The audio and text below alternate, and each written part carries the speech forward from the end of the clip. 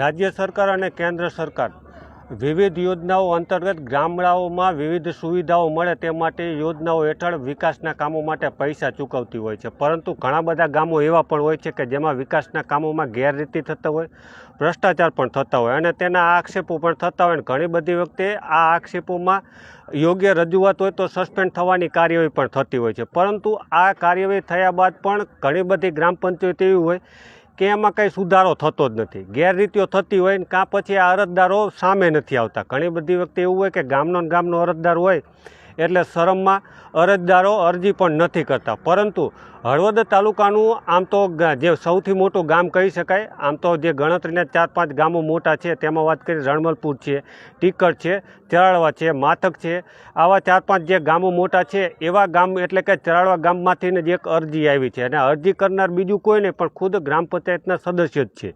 એટલે ગેરરીતિ થઈ હોવાની રજૂઆત આજે તાલુકા વિકાસ અધિકારીને કરી છે. એટલે તેમની સાથે આપણે વાર્તાલાપ કરશું. ચંદુભાઈ મોરી છે. ચંદુભાઈ, શું રજૂઆત તમે કરી? ચરાળવા ગામમાં ઉગમણા દરવાજે હનુમાનજીના ચોકમાં જે શૌચાલયનું કામ હાલમાં થયું છે, એ કામમાં જે પાયાનું કામ હોય કે જે પાયાનું પહેલાં જ્યાં શૌચાલય હતું એ જ જગ્યા ઉપર પાયા નવા શૌચાલયના પાયા ગાળવામાં નથી આવ્યા, એને પાયા ઉપર એ બાંધકામ કરી દેવામાં આવ્યું છે અને જે બાંધકામ જે ચોક્કસપણે થવું જોઈએ એ હજુ બાંધકામ થયું નથી. ચંદુભાઈ, તમે કીધું કે પાયા નથી ખોદ્યા, તો પહેલાં અહીંયા જૂનું શૌચાલય જ હતું એટલે અત્યારે ત્યાં પાયા ખોદ્યા વગર ઉપર શૌચાલય બનાવ્યું?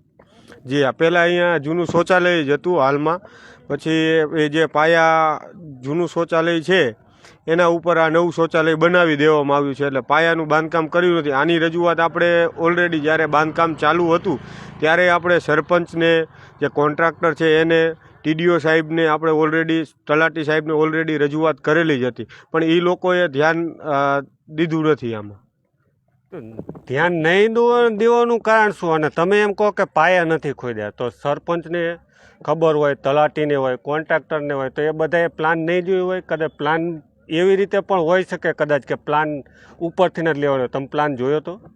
100% મેં પ્લાન જોયો છે પછી જ હું મેં રજૂઆત કરી છે. તમે કીધું કે તમે પ્લાન જોયા, જો કે એવી રીતે જ હોય. હું પણ જાણું છું જેટલું કે પ્લાન જે હોય પાયામાંથી જ હોય. એટલે આ તો આપણે એક પ્રશ્ન ખાલી જાણ ખાતર જ પૂછ્યો. આમાં જે ગેરરીતિ થઈ કેટલા લાખની થઈ હશે? કામ કેટલાનું હતું, કેટલાની ગેરરીતિ થઈ હશે? તમે જે આ રજૂઆત લેવા ગયા કરી એ પહેલાં તમારે કોન્ટ્રાક્ટર, સરપંચ કે અન્ય કોઈ સદસ્ય સાથે પણ વાત થઈ હશે, શું થઈ હશે? એક વખત મારે વાત થઈ હતી સરપંચ હારે, તલાટી હારે, કે આ જે કામ ચાલી રહ્યું છે ત્યારે જ્યારે ચાલી રહ્યું ત્યારે મેં રજૂઆત કરેલી સરપંચને, તલાટીને કે કોન્ટ્રાક્ટર છે એને રજૂઆત કરેલી કે આ જે કામ થઈ રહ્યું છે એ કામમાં જૂના જે શૌચાલય જૂનું હતું એના પાયા ઉપર જ આ નવું શૌચાલય બનાવી દેવામાં આવ્યું છે અને આ કામ છે એ 2,50,000નું હતું અને બિલ એનું પાસ 2,34,000 સમથિંગ પાસ થયું છે. કેટલો સમયગાળો થયો તૈયાર થયો અને બિલ બની ગયું? આમ જોવા જઈએ તો બાંધકામ તો છેલ્લા 1 વર્ષથી ચાલુ હતું અને બિલ પાસ થયું એ હમણાં 6 તારીખની સમથિંગ પાસ થયું છે. 6/1.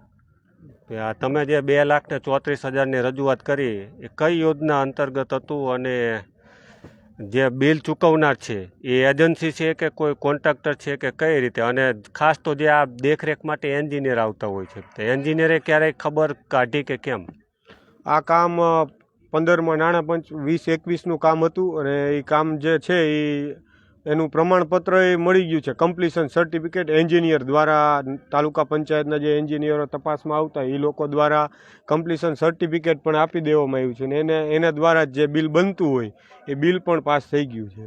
તો એમની નૈતિક જવાબદારી એ હોય ને કે કામગીરી થતી હોય ત્યારે દેખરેખ રાખવી, કેવા પ્રકારનું કામ થાય, મટીરિયલ કેવું વપરાય છે, આ બધી દેખરેખ રાખવાની.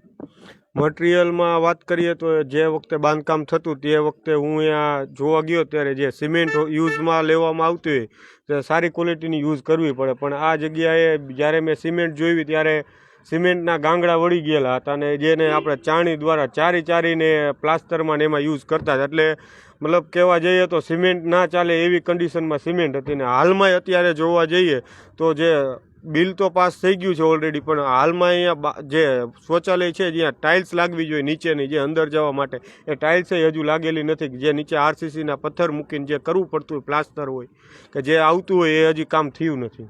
એટલે કામગીરી પૂર્ણ થયા વગર પ્રમાણપત્ર આપી દીધું. આ કામગીરી પૂર્ણ થયા વગર પ્રમાણપત્ર આપ્યું છે, ને આપણે આની રજૂઆત ટીડીઓ સાહેબને રજૂઆત કરેલી છે કે આનું જે આજે ભ્રષ્ટાચાર થયો છે અમારા ગામમાં, જે એનું કંઈક નિરાકરણ આવે અને જે આ ભ્રષ્ટાચારી છે, જે લોકો આ જે બિલ પાસ કર્યું છે ને જે પૂર્ણ કામ કર્યું નથી અને બિલ પાસ કરી લીધું છે, તો એ લોકો ઉપર જે કાર્યવાહી થવી જોઈએ, કાયદાકીય રીતે કાર્યવાહી થવી જોઈએ.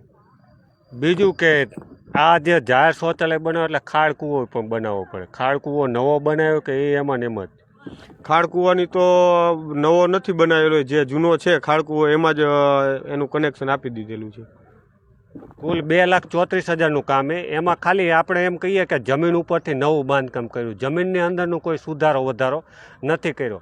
અને એન્જિનિયરની પણ નૈતિકતા હોય છે, એની જવાબદારી હોય છે કે કામગીરી દરમિયાન કેવા પ્રકારનું મટીરિયલ વપરાય, એ ક્યાં ક્યાં કામગીરી થાય છે, શું કામગીરી થઈ, એની મજબૂતાઈ કેટલી, એની ઊંડાઈ કેટલી, આ બધી દેખરેખ એને રાખવાની હોય. પરંતુ મોટાભાગના એન્જિનિયરો જે હોય છે તે ઓફિસ બહાર જતા નથી, અને જેને લઈને જ કોન્ટ્રાક્ટર હોય કે એજન્સી હોય ને એને આનો છૂટો દોર મળી જતો હોય ભ્રષ્ટાચાર કરવાનો. એટલે હળવદ તાલુકા વિકાસ અધિકારીને અને જિલ્લા વિકાસ અધિકારીને લેખિતમાં રજૂઆત કરી છે, અને આ રજૂઆત કરનાર બીજું કોઈ નહીં, ખુદ ગ્રામ પંચાયતના સદસ્ય છે. એટલે ગ્રામ પંચાયતમાં જે ખોટું થતું હોય ને એ પહેલી નજરે જ ગ્રામ પંચાયતના સદસ્યને ધ્યાનમાં. ચંદુભાઈ, અહીંયા જે તમે જાહેર શૌચાલયની વાત કરી, અહીંયા અગાઉ આપણે એ પણ સમાચાર લીધા કે ત્યાં પ્યોર બ્લોકનું કામ નહોતું થયું.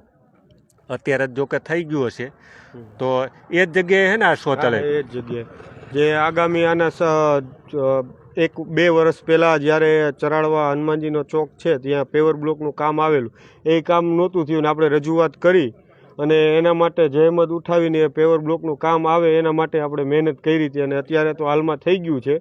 પણ આ લોકોને એટલી જાડી ચામડીના થઈ ગયા છે. જ્યારે મેં આ શૌચાલય બાબતથી તલાટી અને સરપંચને વાત કરી તો એ લોકોનું એવું કહેવાનું થયું કે આ જે શૌચાલય છે એમાં ટાઇલ્સનું કામ થોડુંક વધારે કર્યું છે, એટલે એ પાયાનું કામ છે ને આ બધું કર્યું છે, એટલે કે બિલ અમે કાપ્યું છે. પણ મેં જ્યારે જોયું ત્યારે બિલમાં કંઈ બહુ એવું કાપ મૂકેલો નથી, કારણ કે પાયાનું જે કામ હોય છે, પાયાના કામમાં મારા ખ્યાલથી 50,000 થી 60,000 રૂપિયાથી વધારે ખર્ચ આવતો હોય.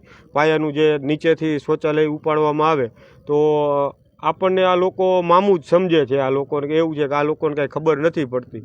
એટલે આ ભ્રષ્ટાચાર કરવાનો નવો કિમિયો આખો શોધી કાઢ્યો. 100%. કારણ કે આપણે રજૂઆત કરીએ કે એને પૂછીએ તો તરત આપણને એવું જ કહેવામાં આવે કે આ ફલાણી જગ્યાએ આટલા રૂપિયા વાપર્યા છે, ટાઇલ્સનો આટલો ખર્ચ આવ્યો છે, આ ખર્ચ આવ્યો છે. આવી રીતના આપણને કેમ ખબર નથી પડતી, જેમ કીધું મામું બનાવે છે એવી રીતના મામું બનાવવાની વાત જ કરતા હોય છે. પણ કોન્ટ્રાક્ટર વધુ ખર્ચો કરે તો એનો મતલબ એવો જ નથી કે કામ અધૂરું મૂકી. તમે કીધું કે ટાઇલ્સ હજી પૂરી નથી લગાવી તોય પૂર્ણતાનું પ્રમાણપત્ર આપી દીધું. વધારાનું કામ કર્યું હોય તો આ કામ જે અધૂરું હોય એનું બિલ કેમ આપ્યું હશે? અને તમને જે આ રજૂઆત કરી અને રજૂઆત જે ટીડીઓ અને જિલ્લા વિકાસ અધિકારીને તમે કરી, તો રજૂઆત કર્યા પછી શું કાંઈ ઇફેક્ટ કાંઈ લાગ્યું, કંઈ શું કહેવાનું થાય? હજુ તો કોઈનો કાંઈ જવાબ આવ્યો નથી. એટલે એ લોકોએ એવું કીધું કે અમે તપાસ કરીને તમને માહિતી આપશું કે શું થયું છે અને શું નથી. તો આ હતા આપણી સાથે રજૂઆત કરતા ચંદુભાઈ મોરી, જેમણે આરોપ લગાવ્યો છે કે ગામમાં જે શૌચાલય બનાવ્યું, જાહેર શૌચાલય, હનુમાનજીનું મંદિર છે અને ઉગમણા ઝાંપા પાયા આ જાહેર શૌચાલય છે, અને આ શૌચાલય તોડી પાડ્યું છે ને એના ઉપર પાયા ખોદા વગર બનાવ્યું. ખાડ કૂવો પણ બનાવ્યો કે નથી બનાવ્યો તે ખાસ ખ્યાલ નથી, પરંતુ જે પાયાનું બાંધકામ હોય એ પાયાનું બાંધકામ કર્યા વગર જ જૂના પાયા ઉપર બનાવી નાખ્યું. એટલે જૂના પાયા ઉપર બાંધકામ થયું છતાં પણ, રજૂઆત કરવા છતાં પણ અધિકારીઓએ બિલ ચૂકવી દીધું, પ્રમાણપત્ર આપી દીધું. એટલે આની ઊંડી તપાસ થાય તે માટે તાલુકા વિકાસ અધિકારી અને જિલ્લા વિકાસ અધિકારીને ખુદ ગ્રામ પંચાયતના સદસ્ય, ચરાડવા ગ્રામ પંચાયતના સદસ્ય ચંદુભાઈ મોરીએ રજૂઆત કરી છે. જોકે સરકારી બાબુઓ છે એને રજૂઆત સાંભળવી હોય તો જ સાંભળે. ઘણા બધા એવા રજૂઆત કરતાઓ હશે અને ઘણી બધી એવી રજૂઆતો હોય ગણતરીના દિવસોમાં એ કામ થઈ જતા હોય. ઘણી બધી એવી રજૂઆતો હોય કે અભેરી માથે પણ ચડી જતી હોય. પછી આ રજૂઆત કેટલા અંશે સફળ થાય એ તપાસ થશે કે કેમ, અને બિલ ચૂકવાનું રિકવર થશે કે કેમ, આ બધા સવાલો છે. પરંતુ હાલ તો જે ગેરરીતિ થઈ છે તેને લઈ આપણી સાથે રજૂઆત કરતા હતા. આભાર મિત્રો.